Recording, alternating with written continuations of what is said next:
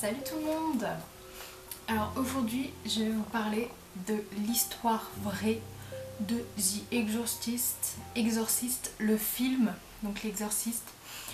Donc cette histoire est l'histoire vraie de l'Exorciste qui commence à la fin des années 40 en banlieue de Washington avec la famille nommée Winkler.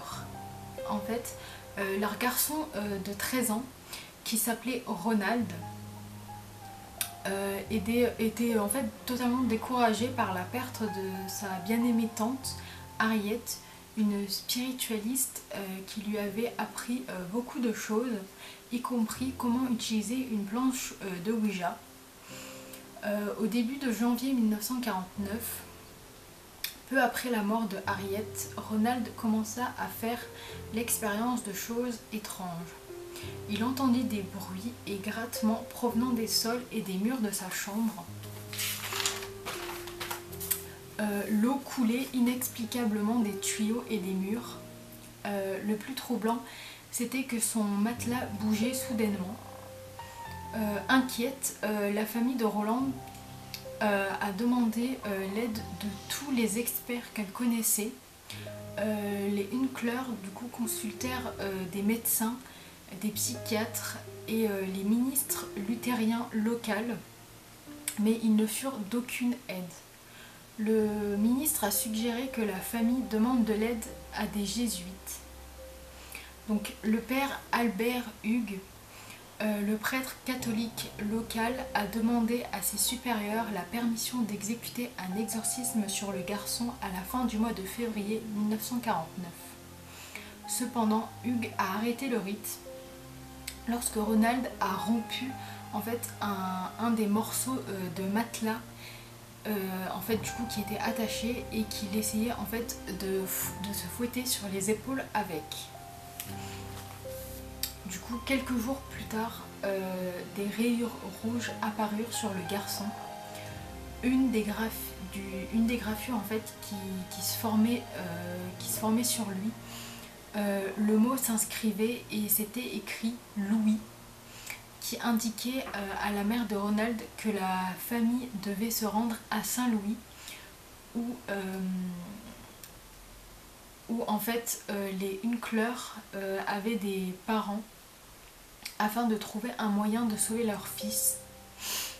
Un cousin de la famille qui fréquentait l'université de Saint-Louis au moment des luttes de Ronald, elle a mis en fait les Winkler en contact avec le père Walter Halloran et le révérend William Bowdern. Du coup, donc, après avoir consulté en fait le président de l'université, les deux jésuites ont accepté de réaliser un exorcisme sur le jeune Ronald avec l'aide de plusieurs assistants.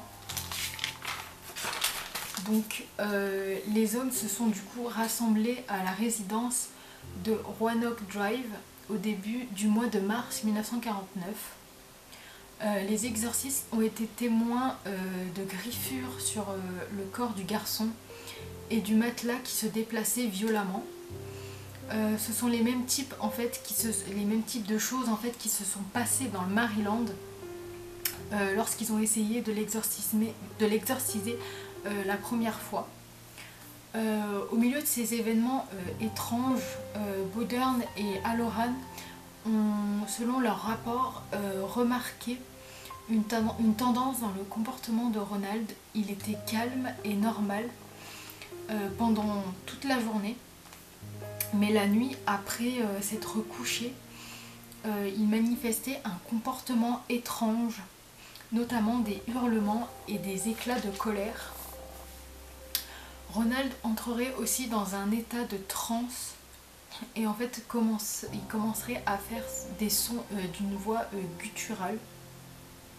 Les prêtres auraient également vu des objets volants en fait, mystérieusement en fait, dans la pièce en présence du garçon et ont indiqué qu'il réagirait violemment s'il voyait un objet sacré représenté par les jésuites qui étaient présents. Bowdern aurait vu apparaître un X éraflé sur la poitrine de Ronald à un moment de cette épreuve en fait, et qui aurait depuis plusieurs semaines, et qui selon le prêtre signifiait le chiffre 10. Lors d'un autre incident, des lignes rouges en forme de fourche se sont déplacées de la cuisse du garçon jusqu'à sa cheville. Du coup, donc ça s'est passé toutes les nuits pendant plus d'un mois, et tous les témoins des événements ont cru que Roland était possédé en fait du coup par 10 démons. Les deux prêtres en fait du coup n'abandonnèrent jamais, alors qu'ils continuaient l'exorcisme nuit après nuit. Le soir du 20 mars, l'exorcisme a atteint un niveau encore plus malsain. Ronald a uriné sur tout son lit et a commencé à crier et à maudire ses prêtres. Maintenant, les parents de Ronald en avaient assez, ils en avaient marre. Ils l'ont amené à l'hôpital Alexian Brothers à Saint-Louis pour un traitement plus sévère. Enfin, le 18 avril, un miracle s'est produit dans la chambre de Ronald chez Alexian Brothers. C'était le lundi de Pâques et Ronald s'est réveillé avec des crises. Il a crié au prêtre en disant que Satan serait toujours avec lui. Les prêtres ont déposé des reliques, des crucifix, des médailles et des chapelets sur le garçon. Du coup, à 10h45, donc à 22h45 ce soir-là, les prêtres présents ont demandé à Saint Michel d'expulser Satan du corps de Ronald. Ils ont crié à Satan en disant que Saint Michel le combattrait pour l'âme de Ronald. 7 minutes plus tard, Ronald est sorti de sa transe et a simplement déclaré « Il est parti ».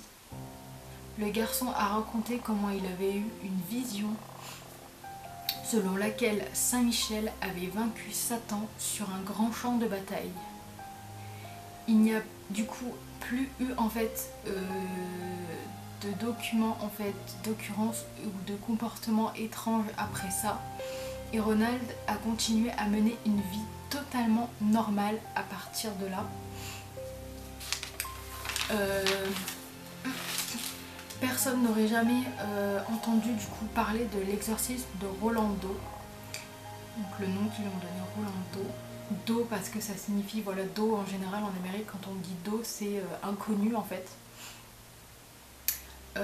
Sans un article paru dans le Washington Post qui rapportait à la fin de 1949 avec un peu de détails que des prêtres avaient effectué un exorcisme.